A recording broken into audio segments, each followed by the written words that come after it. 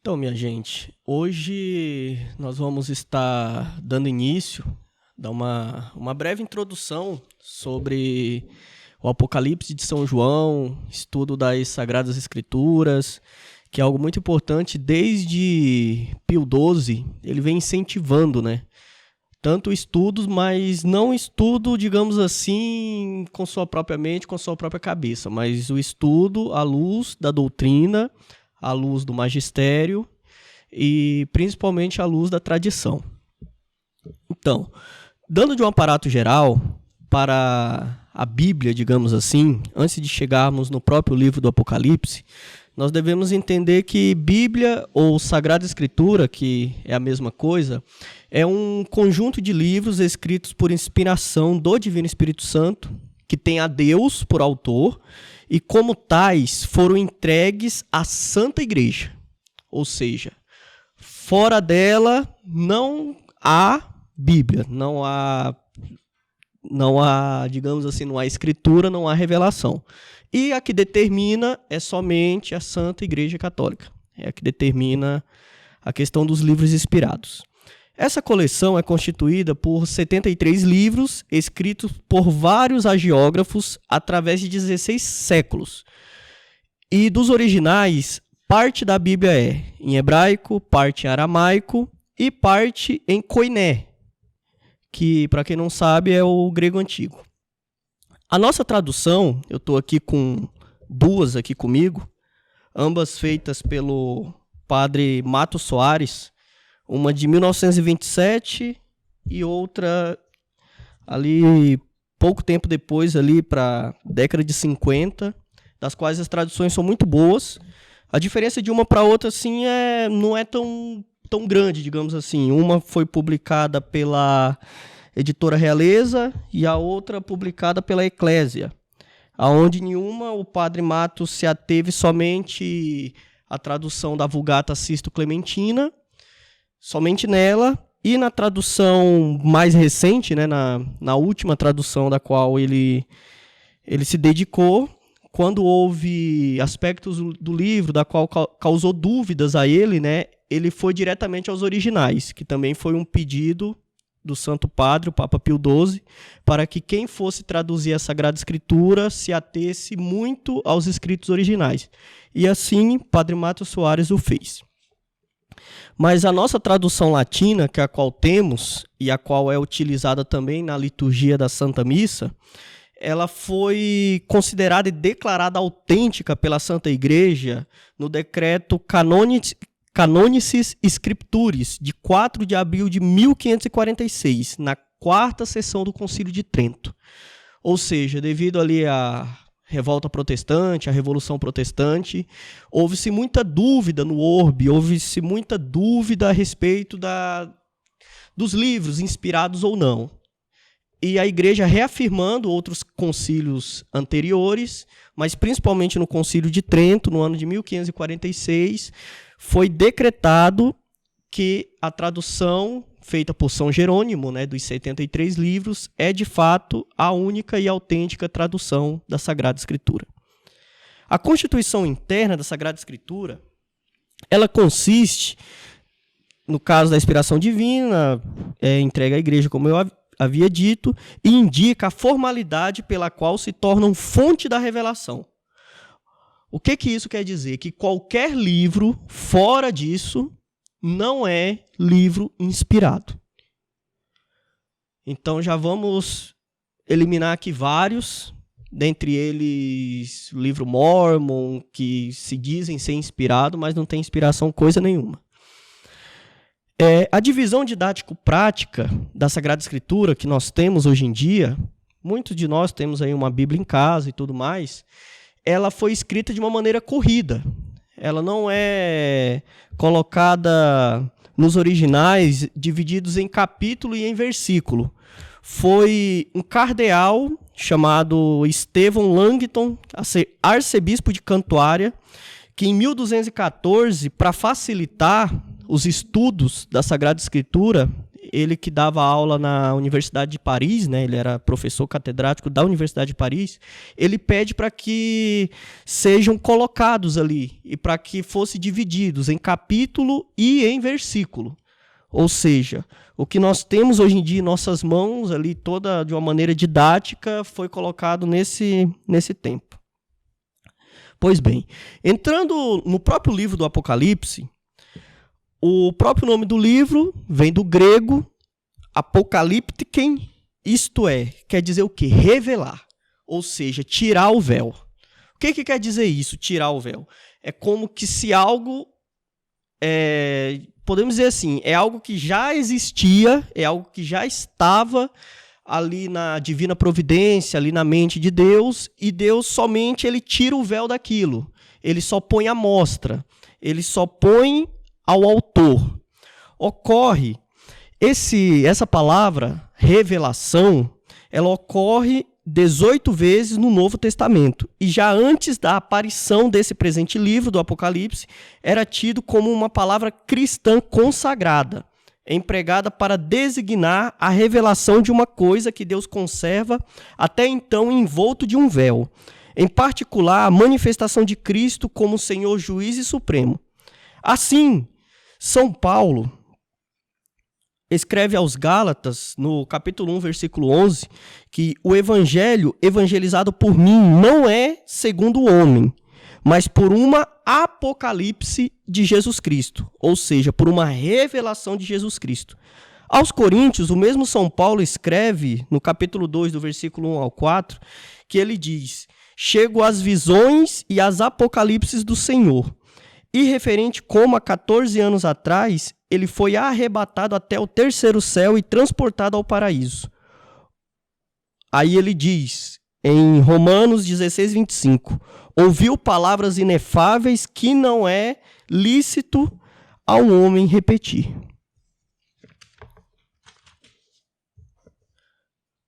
No contexto de autor e tempo.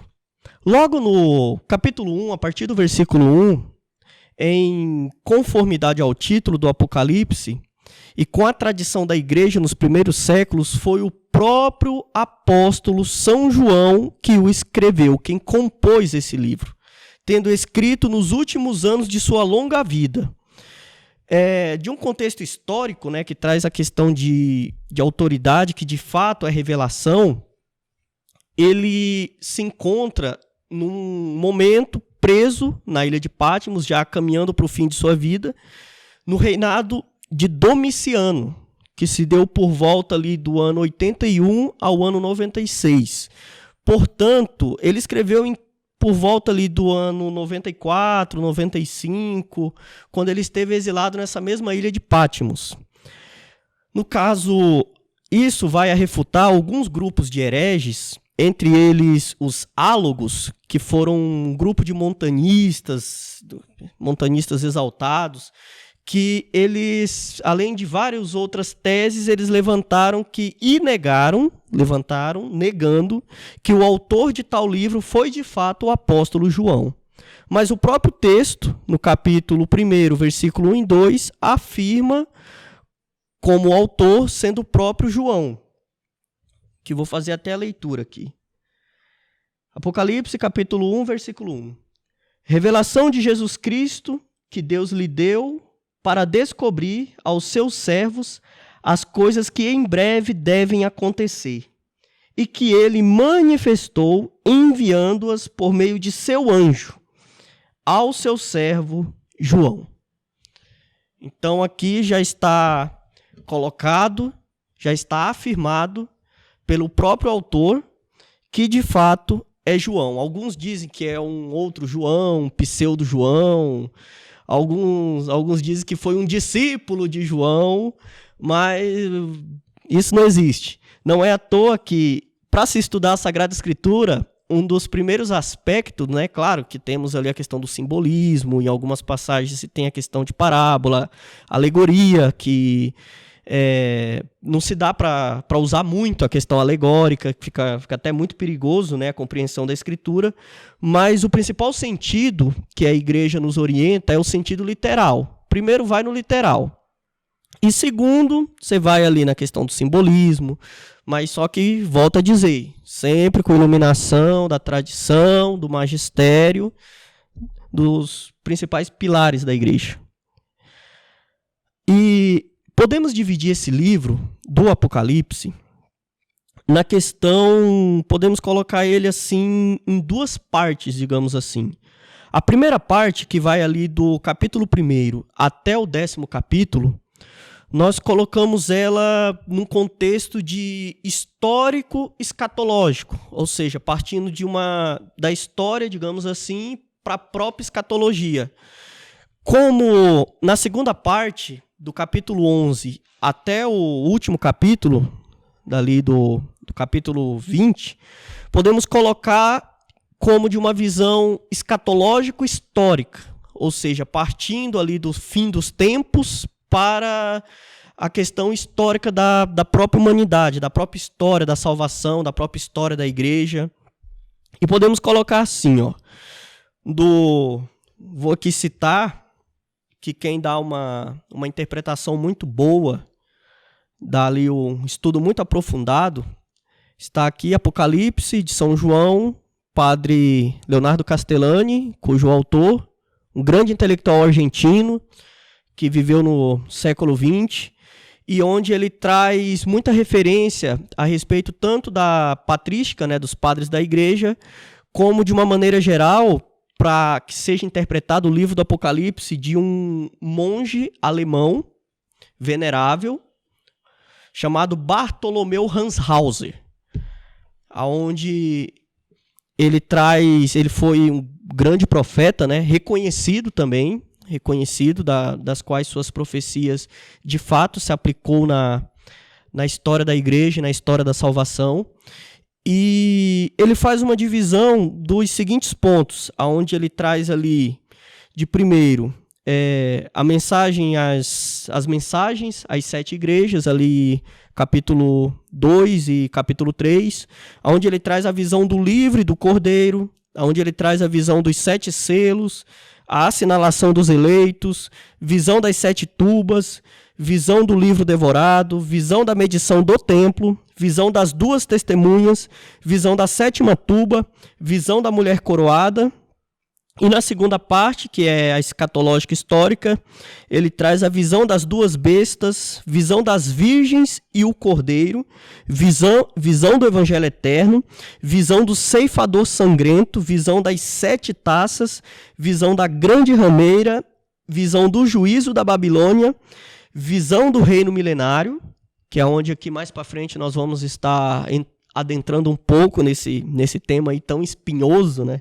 Questão do reino milenário, que já vou dizendo que não tem nada a ver com milenarismo, não tem nada a ver com uma questão carnal, uma questão aí que muitos estão pregando aí de reino de Maria, né? Tem uns aí dizendo aí do reino de Maria, que Maria vai vir nesse tempo e vai reinar durante 1000 anos. Não é bem assim. Eu já vou dizendo que não é bem assim, minha gente. Não é bem assim. E ali do capítulo 19 vai te trazer a visão do juízo final e a visão da Jerusalém triunfante. Aonde eu vou me ater nesse primeiro encontro é na questão aqui do capítulo 2, aonde ele vai trazer a visão às 7 igrejas. E a primeira delas é a igreja de Éfeso, aonde vai dizer aqui, capítulo 2, o versículo 1. Escreve ao anjo da igreja de Éfeso. Isto diz aquele que tem as 7 estrelas na sua direita e anda no meio dos 7 candeeiros de ouro. Ou seja, suporta os maus e experimentaste os que dizem ser apóstolos e não são, e os achaste mentirosos, e tens paciência e sofreste pelo meu nome, e não são, e os achaste mentirosos, e tens paciência e não desanimaste, mas tenho contra ti que deixaste a tua primeira caridade. Lembra-te, pois, do estado de onde caíste, e arrepende-te, e volta às tuas primeiras obras. Do contrário, venho contra ti e removerei o teu candeeiro do seu lugar. Se não fizerdes penitência, isto, porém, tens de bom, que aborrece as ações dos nicolaítas, que eu também aborreço. Aquele que tem ouvidos, ouça o que o Espírito diz às igrejas. Ao vencedor darei a comer da árvore da vida, que está no paraíso do meu Deus.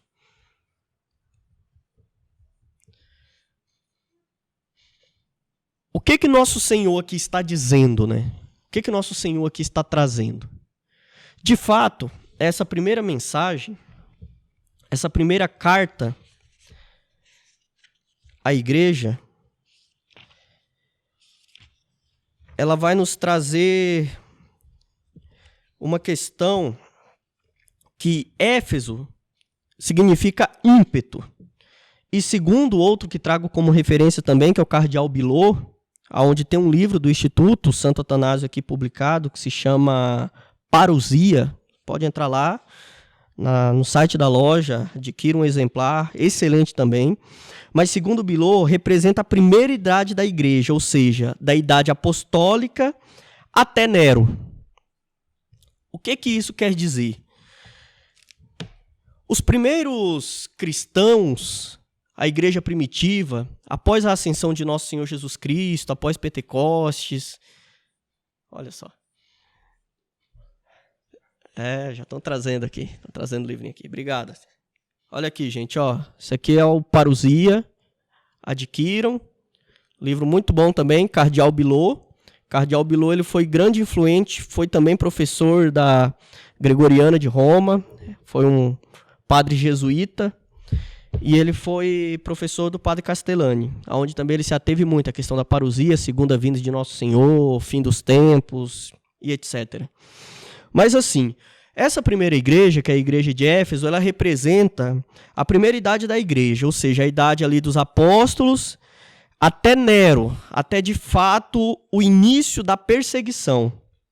E é interessante que Nosso Senhor ele vai dizer bem claro que repreendeste os nicolaítas, ali a questão da heresia latente, né? Aí nós podemos dizer ali que naquele tempo já estavam começando ali os primeiros gnósticos, aonde eles se tinham um Deus bom, um Deus mau, onde eles se tinha a figura do demiurgo. Prova disso que foi colocado a introdução ao Evangelho segundo São João capítulo 1, aonde ele é ali o último evangelho, né, da Santa Missa. E esse povo, ele era um povo muito fervoroso. Era um povo que, de fato, era um povo cristão autêntico, era um povo que buscava, era um povo que repreendia os hereges. Só que é interessante que nosso Senhor ele tem uma reprovação, que ele diz claramente: tenho contra ti que abandonaste a tua primeira, que deixaste a tua primeira caridade. Tenho contra ti somente uma coisa, que deixaste a tua primeira caridade. Em outras traduções vai dizer: tenho contra ti que arrefeceste o teu primeiro amor, que arrefeceste o teu primitivo fervor. Ou seja, é um povo que não voltava, é um povo que estava ali começando a viver, mas não queria mais voltar às origens. Não queria voltar mais àquela vontade de ser cristão, aquela vontade de ser católico. Simplesmente o povo se acomodou. O povo aqui é um povo que se acomoda. E nessa primeira idade da igreja, que foi a idade das perseguições, até o cessar delas, era um povo que estava ali buscando, era um povo que de fato, para ser católico não era fácil, que no contexto histórico, a pessoa ela era evangelizada e ela era colocada no catecumenato. ela era colocada, digamos assim, no início da doutrina dos apóstolos, né? E essa pessoa, ela levava em torno de 3 anos ali estudando, caminhando. Ela assistia à missa, digamos assim, até o evangelho, né? Terminava o evangelho, ela era tirada, ela não via o sacrifício, porque para ela não ia entender, porque ela não tinha ainda recebido a catequese, né? Não tinha recebido o ensino. E nisso, quando cai-se a perseguição, quando se termina a perseguição, ser cristão, ser católico, né, era uma questão de status. Ou seja, começou-se a batizar todo mundo, começou-se a batizar-se a rodo, e as pessoas elas não tinham esforço, digamos assim, elas não tinham a vontade. E elas acabaram ficando... É aquela velha história, né, gente? A pessoa, quando ela encontra muita facilidade, ela acaba caindo assim num comodismo tremendo. Isso é uma coisa que até cito, né, na minha paróquia. Eu sou catequista, né, na minha paróquia aqui num bairro chamado Santa Felicidade, um bairro bem tradicional, cultura italiana. E chegou um dia uma mulher e pediu a transferência do filho dela, né, que ela não queria mais o filho dela na catequese, porque ela dizia que era muito exigente. Falava, vou tirar meu filho porque é muito exigente. Só que é interessante, né? Vai dizer que é exigente, e eu fiquei lembrando, né? Eu falei, nossa, imagina lá nos primeiros séculos que a pessoa não podia nem dizer. Se ela dissesse que era cristã, ou até mesmo ela era convidada ali, aliás, convidada não, era obrigada, né? Ela era obrigada a acender um incensozinho ali pro imperador. Se ela se negasse, e ela, não vou ali acender, não vou queimar um incenso pro imperador, ela era condenada à morte. E aí tivemos vários e vários mártires. Quando o nosso Senhor ele diz que sofreste, é uma igreja que sofre e tudo mais, só que tenho contra ti que abandonar-te o teu primeiro amor. É isso, é cair no comodismo, é cair ali digamos assim, numa ascese. Não é nem ascese, né? Acho que tem que cortar essa parte. Assídia. É assídia, gente. Olha, acabaram de me gritar aí. Cai-se numa assídia. E essa questão da assídia foi algo assim, e é algo que para nós que somos cristãos é algo muito perigoso, né? É algo muito perigoso para a questão espiritual. De fato, é uma coisa que tem que ser trabalhada e tem que ser tratada e buscar um remédio espiritual para isso. Mas nessa questão dos primeiros séculos, nós temos uma igreja perseguida e uma igreja regada por sangue de mártires. O sangue dos mártires é a semente dos novos cristãos. Então é uma igreja que, de fato, era uma igreja que buscava, era uma igreja que queria, era uma igreja e era um povo que, de fato, queria ser cristão. Só que chega um momento que as perseguições elas cessam, né? As perseguições cessam. Só que é interessante que nesse próprio texto vai nos dizer aqui do versículo que se as tuas obras e o teu trabalho, eu sei delas, e a tua paciência. E o Padre Leonardo Castellani vai nos trazer que é riquíssima nessas 3 coisas que foi a igreja apostólica, que se difundiu em pouco mais de um século por todo o império. Vai nos dizer São Paulo, né, que a vossa fé é conhecida no universo todo, no mundo todo. E São Paulo diz mais uma vez, somos de ontem e já o enchemos tudo. Vai nos dizer Tertuliano. Somos de ontem e já o enchemos tudo. Ou seja, em pouco mais de um século, a igreja passa de 12, que ali em Atos dos Apóstolos vai nos narrar, né, a eleição de Matias, e aonde nós vamos ter uma difusão tremenda do cristianismo, tremenda. E é interessante que, olhando de um contexto histórico, um dos meios, né, que for assim um modus operandi, né, da evangelização, foi por conta de que muitos eram soldados romanos. E aí nós vamos ter ali do início do cristianismo, né, muitos mártires que foram soldados romanos. Aqui eu cito dois, né, São Sebastião, Santo Expedito, que eles, ouvindo, né, e vendo principalmente, né, o martírio dos cristãos, ouvindo a evangelização, ouvindo a pregação fervorosa, aquela pregação de fato inspirada pelo Divino Espírito Santo, eles foram se convertendo. E imagina só, um soldado convertido ao cristianismo e percorrendo e viajando o mundo inteiro pelo Império Romano. Então isso se difundiu assim de uma forma tremenda. Foi algo tremendo, foi algo tremendo. E foi uma das próprias estratégias da Divina Providência, tirar-se o centro, Jerusalém, tirar-se o centro, a Terra Santa, e colocar como Roma, né? Capital do Império.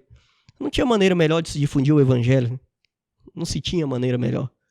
Se coloca, daí se nasce de dentro, se começa a converter ali de dentro do Império, e dali se começa a se espalhar para todo o orbe até então. Para todo mundo até então. E vai dizer, ó, e não consegue suportar os maus, e provaste aqueles que se dizem apóstolos sem selo. Aqueles que se dizem ser de Cristo e não são. Aqueles que estão dentro da igreja, mas estão totalmente afastados de nosso Senhor. Não vou continuar muito não, porque senão as pessoas começam a pensar muito, né? Justamente. E os achaste embusteiros. Aí aqui vai nos dizer, ó, nascem as primeiras heresias e se produzem os primeiros martírios. Nascem do grêmio dos mesmos apóstolos, o primeiro herege sendo Nicolau, como eu havia dito aqui das questões dos nicolaítas e tudo mais. Que foi, para quem não sabe, né, a título de informação, que foi um dos 7 diáconos nomeados por São Pedro. Olha só. E aí se vem aqui desse Nicolau, herege, ao passo que os verdadeiros enviados de Deus chegam até a Espanha.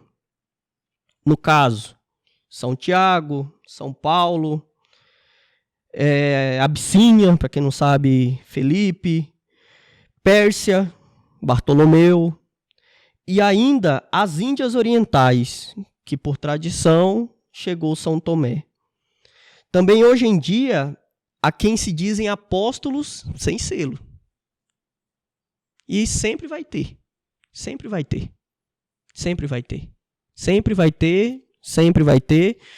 Ontem teve, hoje tem, e amanhã terão outros. É uma coisa que eu sempre costumo falar e dizer para as pessoas por analogia, né? Que Judas Iscariotes, ele comia no mesmo prato. E ele foi eleito, foi apóstolo. Então, por tradição, né, apóstolo é um bispo. Então, por aí a gente já tira, né? Quem é da igreja e quem não é. E Nosso Senhor vai nos dizer, ó, e tens paciência e aguardaste pelo meu nome e não esmoreceste. Haviam começado os primeiros martírios, pela expoliação e rapina dos bens dos cristãos palestinos, que testifica São Paulo, e pelo menos um dos apóstolos havia sido já assassinado pelo nome de Cristo, que foi São Tiago, o menor, primo do Senhor, morto a golpes pelos judeus recalcitrantes em Jerusalém. Isso está narrado lá no livro dos Atos dos Apóstolos, o martírio de São Tiago. Mas Nosso Senhor ele vai exortar aqui dizendo, mas tenho contra ti que a caridade tua de antes tem deixado. Tenho contra ti que arrefeceste o teu primeiro amor. A caridade fraterna dos primeiros fiéis foi extraordinária. Colocavam seus bens em comum aos pés dos apóstolos, não haviam entre eles nem rico e nem pobre, dirimiam seus pleitos com a arbitragem, se submetiam a uma confissão pública e a rigorosos castigos. Ou seja, aquele pecador, ele como penitência, né? Porque não se tinham... O sacerdócio, ele não era colocado... E ele não existia, né? Não se tinha padres e bispos em tudo quanto era lugar do mundo. Era uma coisa escassa. E eles eram... E as pessoas que se tinham ali pecado público, elas... E até mesmo ali do seu pecado privado e tal... Eles confessavam isso uns para os outros. Eles confessavam isso publicamente. E eles se vestiam de sacos, cobriam de cinzas, faziam muitas penitências físicas. Daí aí que vem a tradição, né, de se usar cilício, de se dar chicoteadas em si, assim por diante. Porque a pessoa, ela, digamos assim, ela não é que ela maltratava o corpo, mas para o bem do corpo, digamos assim, ela batia-se no corpo para o bem da alma. Porque o corpo é ordenado à alma, né? Eles praticavam hospitalidade e a defesa mútua. Essa caridade e fraternidade não só era a admiração e o espanto dos gentios, o espanto dos pagãos, senão que constituía a força política incontrastável que as mantinha. E esse estado ideal, esse estado cristão, esse estado de caridade, que muitos pegam isso, né? E diz que isso era o comunismo ideal, né? Que não tem nada a ver com essa questão de comunismo materialista, tudo mais. Isso é simplesmente viver o evangelho conforme nosso Senhor Jesus ensinou, gente. Isso é simples. Mateus capítulo 5, as bem-aventuranças. Bem-aventurados os pobres, os mansos, os humildes de coração, e assim por diante. E o padre Castellani vai nos dizer claramente, não é o mesmo pôr os bens em comum que sejam de todos, que ter os bens em comum e que não sejam de ninguém, ou seja, do Estado. Aqui, e já vou para o fim, aqui já nos diz claramente, é ter de fato o que é teu e colocar em comum. Colocar em comum, suprir a necessidade de cada um.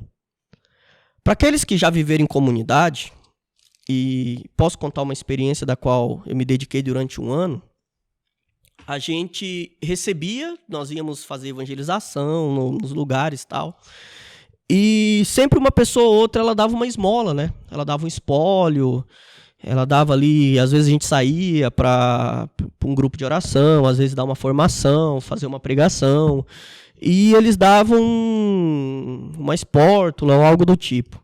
Sempre que nós retornávamos, aquilo que era dado não era nosso. Aquilo que era dado, e aí era juntado tudo aquilo que todo mundo arrecadava, e nós íamos ver a necessidade de cada um que convivia naquela comunidade. Nós éramos em torno de 18 missionários. Às vezes um precisava de um remédio, às vezes o outro precisava de um óculos, às vezes um precisava de outra coisa. Era comprado coisas para uso comum, questão de coisas de higiene pessoal, enfim. E tudo isso, ou seja, era visto a necessidade. Só que o ser humano, né, por abandonar a primeira caridade, ele tende a uma coisa que se chama egoísmo. Pessoa afastada de Deus, ela tende ao egoísmo. Ela tende ao egoísmo. Ela tende ao egoísmo. É interessante que hoje mesmo eu estava conversando com um colega de trabalho, né? E ele é assustado comigo que eu tô casado aí, já vou para 5 anos de casado e 3 filhos. E ele falando, né? Não, mas o mundo tá difícil. E eu disse para ele, mas desde quando o mundo foi fácil? Não, mas as coisas é tudo muito caro. Eu falei, não, mas a minha vida não é regrada pelo dinheiro. E ele foi dizendo assim, eu respondendo, né? Aí ele falou, tá, mas você não quer dar pro teu filho o melhor? Eu falei, eu quero dar o melhor. A coisa melhor que eu posso dar pro meu filho é o céu. Coisa melhor. E os primeiros cristãos, eles tinham essa visão. Eles tinham a visão da beatitude eterna. Se tinha por lema Cuide do seu corpo como se você fosse viver para sempre. Mas, principalmente, cuide de sua alma como se você fosse morrer hoje. Esse é o lema. Cuide de sua alma como se você fosse morrer hoje. Ou seja, prova disso que, antes de nosso Senhor subir aos céus, ele é questionado. Mas, Senhor, é agora que tu vai instaurar o teu reino? E nosso Senhor diz, não cabe a mim, mas ao Pai. Claro que nosso Senhor sabia. Mas a questão do fim dos tempos não cabem aos engraçadinhos, digamos assim. Aos engraçadinhos aí que quer prever hora, quer prever dia, quer prever lugar. Tem uns aí que se dizem ser a verdadeira igreja, né? E aí saem excomungando uns os outros aí, mas se dizem ser a verdadeira igreja. Ou seja, essa caridade cristã, esse princípio e essa exortação, ela não cabe somente a eles nesse tempo, mas cabe a cada um de nós que estamos aqui. Cabe a cada um de nós que estamos vendo, que estamos ouvindo. Viva hoje como se Jesus viesse hoje pedir conta da sua alma. Viva o dia de hoje como se Jesus viesse hoje e dissesse, Wagner, está aqui teu livro da vida. Está aqui teus débitos e teus créditos. E aí? E aí? E aí? E que viva Cristo Rei.